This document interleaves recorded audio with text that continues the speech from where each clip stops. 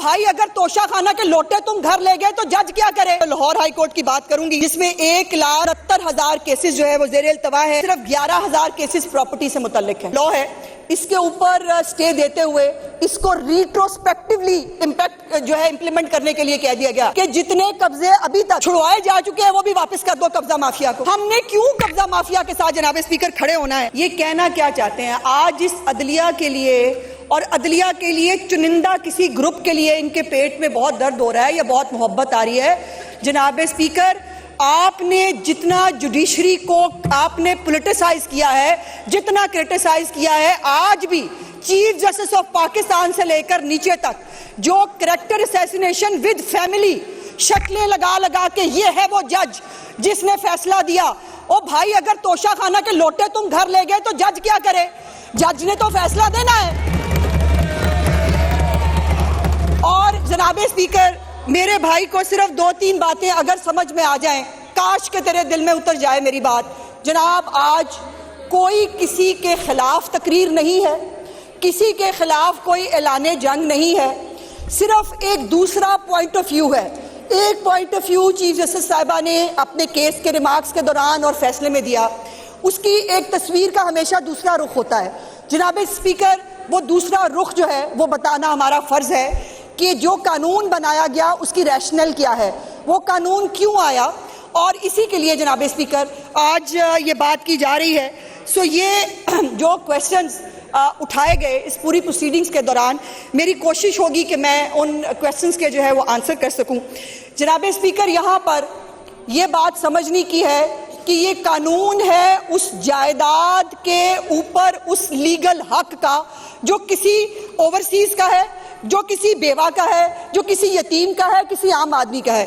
जनाब स्पीकर, ताकतवर जो है ना इस मुल्क में, उसके लिए कानून के बहुत सारे राह खुल जाते हैं। वो बड़े से बड़ा वकील भी कर सकता है, उसके पास बहुत सारे ऑप्शंस मौजूद होते हैं। अगर नहीं सुनता कोई तो गरीब आम आदमी के नहीं सुनता। अगर नहीं केसों के फैसले होते तो किसी बेवा के नहीं होते। अगर नहीं फैसला होता तो उस बहन का नहीं होता जिसकी जमीन के ऊपर उसके भाइयों ने कब्जा किया होता है, और वो साल हर साल रगड़ा खाती है जनाब स्पीकर अदालतों के अंदर, और उसके पास बड़ी बड़ी फीस देने के लिए भी पैसे नहीं होते। तो जनाब स्पीकर, ये जो कानून है, ये जो कानूनी हक है, कानूनी मालकाना हक है किसी ज़मीन का, ये उसको इंश्योर करने के लिए है। जनाब स्पीकर, ये कब्ज़ा माफिया के खिलाफ कार्रवाई का हक है कि जो कब्ज़ा माफिया इस मुल्क में लोग, मैं नाम नहीं लेना चाहती, बहुत सारे लोग हैं जिनकी नस्लें सवर गई सिर्फ कब्जे कर करके। वो कब्ज़ा माफिया मशहूर है, सारी दुनिया जानती है, और वो भी कल को वो भी भाषण दें। और ये इसी किस्म का एक पूरा नेटवर्क है जनाब स्पीकर कब्जा माफिया का, जो जिसके खिलाफ जो है ये कानून है। ये आम शहरी को अदालती पेचीदगियों से जो है वो जनाब स्पीकर बचाने का कानून है। और ये प्रॉपर्टी के जो तनाज़ात है, अब जैसे मैंने गुजारिश की जनाब स्पीकर, मोस्टली ये होता है कि ख़ानदान के अंदर तनाज़ा होता है, 2 भाइयों के बीच में भी हो सकता है, बहन भाई के बीच में भी हो सकता है। जनाब स्पीकर, ये भी देखा गया कि यतीम बच्चे जिसका बाप फौत हो गया, उसके चचा ने, उसके ताया ने, उसके किसी रिश्तेदार ने उसकी ज़मीन पर कब्जा किया है, जनाब स्पीकर, उस बच्चे का जो मालिकाना हक है उसको लौटाने का केस है जनाब स्पीकर, ये उसके लिए कानून है। अब मैं कुछ चीज़ें जनाब स्पीकर, इस कानून के जरिए हुकूमत क्या करना चाहती है, इस पर बहुत बात हुई। वो ब्यूरोक्रेसी, एक तो लोगों की ना कुछ छेड़ है ब्यूरोक्रेसी, हर बात पे ना वो ब्यूरोक्रेसी। तो भाई ब्यूरोक्रेसी के जरिए मुल्क चलता है ना, अच्छे बुरे लोग आपके बीच में भी हैं, हमारे बीच में भी हैं, लेकिन ब्यूरोक्रेसी के खिलाफ एक महाज इकट्ठा खड़ा करना ये एक पुरानी आदत है। जनाब स्पीकर, इसमें गैर कानूनी कब्जा साबित होने पर जो फौरी रेस्टोरेशन ऑफ कब्जा है, कि अगर जो कमेटी बनती है जनाब स्पीकर, उसने 90 दिन के अंदर अंदर फैसला करना है, एक एप्लीकेशन जाती है, उस एप्लीकेशन पे कमेटी बैठती है, 90 दिन के अंदर अंदर उसने फैसला करना। और जनाब स्पीकर, मुझे आपको ये बताने में निहायत खुशी महसूस हो रही है, 5000 से ज्यादा केसेस, अगर मैं एग्जैक्टली बता सकूं आपको, 5044 केसेस का फैसला कब्जा समेत, 5000 ओवरसीज यतीम, बेवाएं, बच्चे, नादार आम आदमी को जो है वो कब्जे मिल चुके हैं 5044 केसेस के अंदर। ये उनका हक है जो उनको उनको जो है इस हुकूमत ने प्रोवाइड किया इस कानून के तहत। उसके साथ साथ जनाब स्पीकर, जाली इंतकालात और बोगस दस्तावेजात, जब ये कमेटी बैठती है इसके सामने दस्तावेजात आती हैं, उस दस्तावेजात की जनाब स्पीकर स्क्रूटनी होती है। वो कमेटी बैठकर वहां पर कई केसेस में जनाब स्पीकर ये सामने आया कि जो दस्तावेजात पेश की जा रही थी वो बोगस थी, वो फेक थी, और उन बोगस कागजात के ऊपर जो है वो बेस बनाकर वहां कब्जा किया गया था। जनाब स्पीकर, मुझे ये बताइए कि ये बोगस कागजात और इन दस्तावेजात को जो है वो उस कानून के तहत उनके खिलाफ कार्रवाई होना कैसे गलत है? इसको कौन गलत कह सकता है? और उसके बाद जनाब स्पीकर, एक फास्ट ट्रैक रिलीफ है जो मुतासरीन को दिया गया उनको। और मैं, अगर आप जनाब स्पीकर, अगर आपको इत्तफाक हुआ हो सोशल मीडिया देखने का, या बहुत सारे लोग जो यहाँ पर हमारे नुमाइंदे बैठे हैं, जिन जिन के इलाकों में ये फैसले आए हैं, लोग कितने खुश हैं, लोग कितनी दुआएं दे रहे हैं, लोग कितना रिलीफ महसूस कर रहे हैं जनाब स्पीकर। और इसके अंदर जो सबसे पहला एतराज हुआ कि जी ये हक छीन रहा है किसी का, मुझे बड़ी हैरत है जनाब स्पीकर, एक हकदार को उसका हक देना, इसमें हक छीनना किसका हो गया? हाँ, कब्जा माफिया से हक छीना है, वो हम छीनेंगे। किसी ताकतवर से कब्जा माफिया से उसका जो है प्रॉपर्टी को छुड़ा के आम आदमी को देना उसका हक है, वो हम उसको दिलाएंगे। ये क्या एतराज है कि जी वो किसी का हक छीना है? उसके बाद जनाब स्पीकर, मैं ये बात बड़ी कैटेगोरिकली कहना चाहती हूँ कि ये कानून आम आदमी के लिए है और हुकूमत पंजाब हर उस आम आदमी के साथ, हर उस औरत, यतीम, बेवा के साथ खड़ी है जिसके साथ ज्यादती होती है, जिसकी जमीन पे कब्जा होता है, उसको दिनों में नहीं घंटों में जनाब स्पीकर, घंटों में उनके कब्जे जो है उनको वापस दिलाए गए हैं।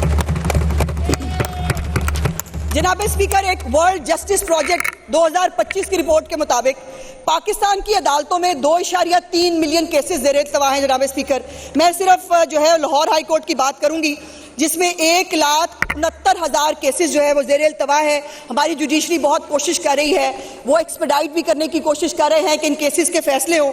इन तमाम जो 1,69,000 केसेस हैं जनाब स्पीकर, इनमें सिर्फ 11,000 केसेस प्रॉपर्टी से मुतल्लिक हैं, और इसकी अगर आप पीछे जाके देखिए तो ये कम अज कम औसतन इस जो प्रॉपर्टी के केसेस हैं इसमें 7 से 10 साल लगते हैं। जनाब स्पीकर, 7 से 10 साल लगते हैं ये जो है वो हाई कोर्ट तक जाने में, और अगर कहीं सिविल कोर्ट के अंदर अगर कोई 15-20 साल में फैसला हो जाए तो 5-7 साल लगेंगे हाई कोर्ट में। उसके बाद अगर ये सुप्रीम कोर्ट में आ जाए तो सुप्रीम कोर्ट में 15 साल मजीद लगेंगे इसका फैसला करने में। जनाब स्पीकर, मेरी सिर्फ गुजारिश ये है कि पूरी दुनिया में ये डिस्प्यूट रेजोल्यूशन कमेटियां और ये सिस्टम जो है वो इस वक्त काम कर रहा है। इस वक्त अमेरिका में, बरतानिया में, फ्रांस में, जर्मनी में, चीन में, ब्राजील में और मैक्सिको में यही कानून जो है जनाब स्पीकर वहां पर जो है वो अमल दरामद इस पे हो रहा है। तो पाकिस्तान में क्यों नहीं? हमने क्यों कब्जा माफिया के साथ जनाब स्पीकर खड़े होना है? और एक मुझे सिर्फ, मैं खुद जनाब स्पीकर बाय प्रोफेशन वकील हूँ, मेरा ये पेशा भी है, लेकिन मैं एक बात से मुझे बड़ी हैरत हुई कि इस केसेस, ये जो लॉ है इसके ऊपर स्टे देते हुए इसको रिट्रोस्पेक्टिवली इम्प्लीमेंट करने के लिए कह दिया गया कि जितने कब्जे अभी तक छुड़वाए जा चुके हैं वो भी वापस कर दो कब्जा माफिया को। जनाब स्पीकर, ये किस तरह का इंसाफ है कि एक तो रिट्रोस्पेक्टिव इफेक्ट हो ही नहीं सकता कानून के अंदर, और आप उसको रिट्रोस्पेक्टिव इफेक्ट देके कह रहे हैं कि जो कब्जे 5,000 आपने छुड़वाए हैं उन दोबारा उनको भी लाइन में लगाओ, वो भी 15-15, 20-20 साल रुले।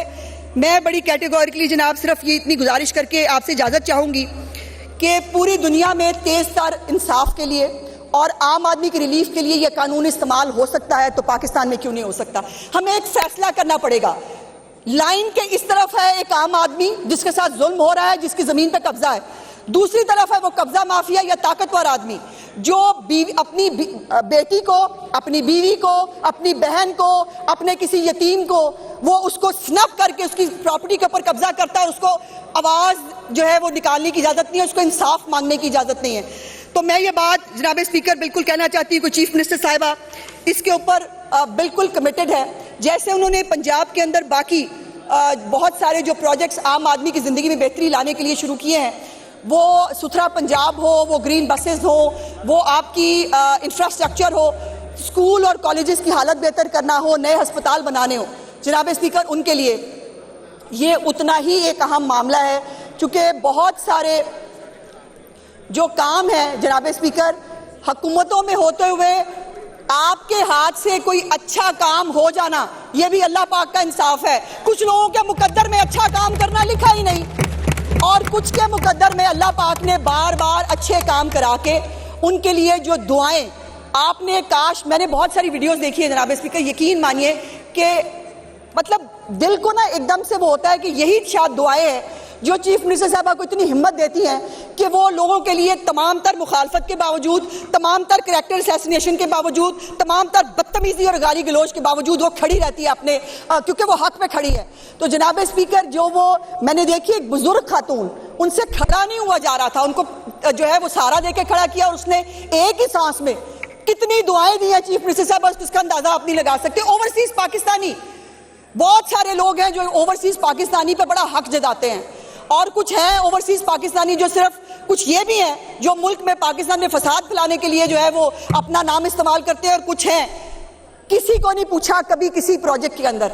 अब ये कब्जे जिन जिन के छूटे हैं, किसी को नहीं पूछा आपने किस पार्टी को वोट दिया था। जिन बच्चों को जो लैपटॉप स्कॉलरशिप्स मिलते हैं, कभी किसी को नहीं पूछा कि आप किस पार्टी को सपोर्ट करते हैं। सुथरा पंजाब की गाड़ियां कभी नहीं करती कि वो जो है वो ये मुखालफों की गली है, हमने उसके अंदर नहीं जाना। ग्रीन बसों के अंदर जो है वो मुफ्त पैसेंजर्स जो है वो ट्रेवल करते हुए उनसे किसी से नहीं पूछा जाता तुम्हारी जमात कौन सी है। इस वक्त हुकूमत पंजाब का एक ही मोटो है, चीफ मिनिस्टर साहब कमिटेड है, गरीब आदमी कहीं भी हो, उसको कोई भी प्रॉब्लम हो, मरियम नवाज शरीफ उसके साथ खड़ी है और हमेशा खड़ी रहेगी जनाब स्पीकर।